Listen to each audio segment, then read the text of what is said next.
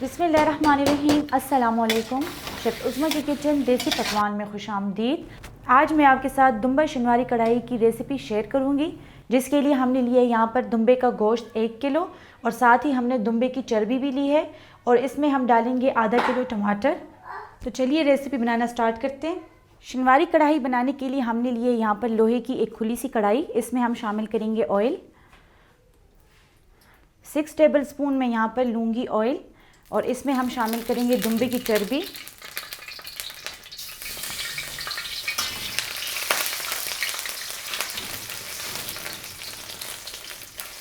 चर्बी को हमने पहले थोड़ा सा गर्म कर लेना है। चर्बी इसमें अच्छे तरीके से गर्म हो चुकी है। अब हम इसमें गोश्त शामिल कर लेंगे।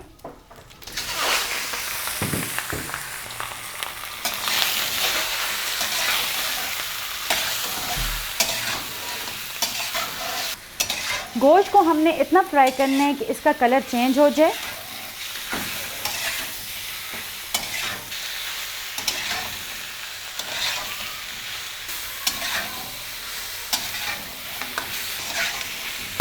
गोश्त को भूनते वक्त अगर आपको लगे कि इसमें ऑयल कम है तो आप इसमें मज़ीद ऑयल ऐड कर सकते हैं। अब इस पॉइंट पे हम इसमें शामिल करेंगे नमक। हाफ़ टी स्पून हम स्टार्ट में नमक शामिल करेंगे, बाद में अगर हमें कम लगेगा तो हम मज़ीद भी इसमें शामिल कर लेंगे।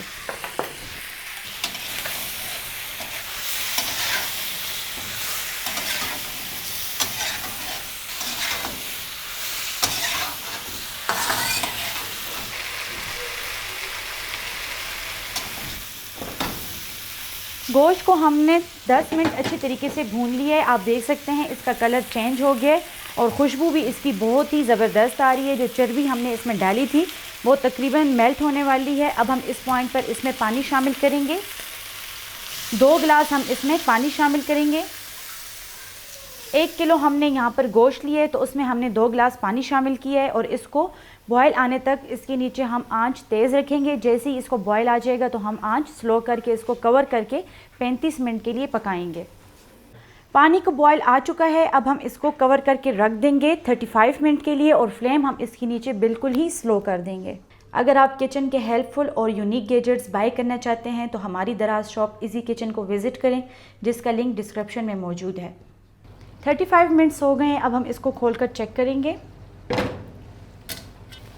पानी इसमें बिल्कुल ही खुश्क हो चुका है। आप देख सकते हैं इससे ऑयल सेपरेट हो चुका है।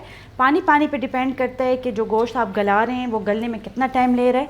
हो सकता है जिस पानी में आप उसको गला रहे हो आपके इलाके की निस्बत से उसमें इसको 1 घंटा भी लग सकता है, पौना घंटा भी लग सकता है और 1.5 घंटा भी लग सकता है। लेकिन मेन मकसद ये है कि हमने गोश्त को अच्छे तरीके से गला लेना है। गलने के बाद हम इसको फ्लेम थोड़ी सी हाई कर लेंगे और 1 मिनट तक भून लेंगे।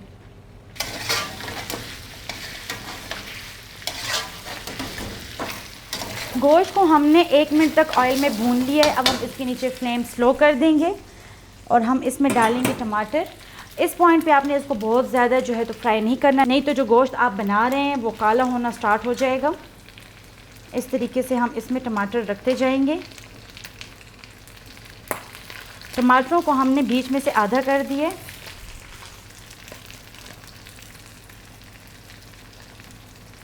टमाटर डालने के बाद अब हम इसमें 6 अदद हरी मिर्च डालेंगे। अगर हरी मिर्च जो आप यूज़ कर रहे हैं वो बहुत ज़्यादा तेज़ है तो आप 4 डाल लें, अगर बहुत तेज़ नहीं है तो आप 6 भी डाल सकते हैं। हरी मिर्च डालने के बाद हम इसको कवर करके रख देंगे लो फ्लेम पर 1 से 2 मिनट के लिए, ताकि टमाटर इसमें नरम हो जाए और छिलका इससे आसानी से रिमूव हो जाए। 2 मिनट हो गए हैं। अब हम इसको खोल लेंगे।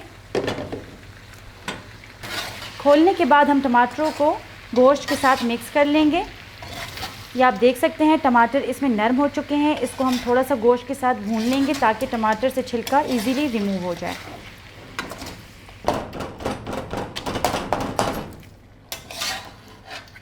टमाटर इसमें नरम हो चुके हैं, छिलका हम इसका रिमूव कर लेंगे।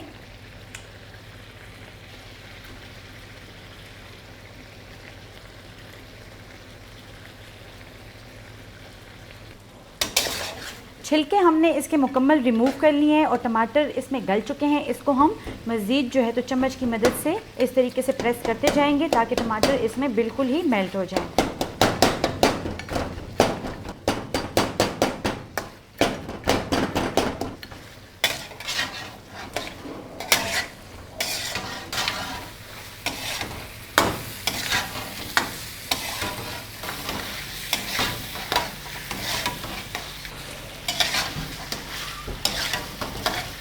हर कोई इसको इजीली खा सकता है क्योंकि इसमें मसालों का इस्तेमाल बिल्कुल भी नहीं होता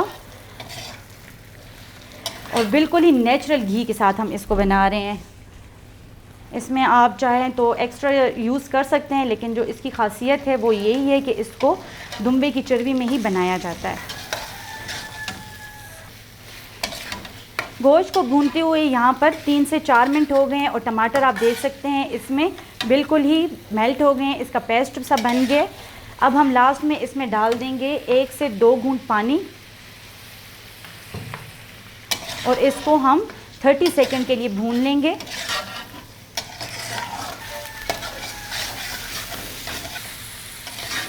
बहुत ही मज़ेदार दुम्बा शनवारी कढ़ाई तैयार है। अब हम इसके नीचे फ्लेम ऑफ कर देंगे और इसको हम गर्मा गर्म नान के साथ सर्व करेंगे।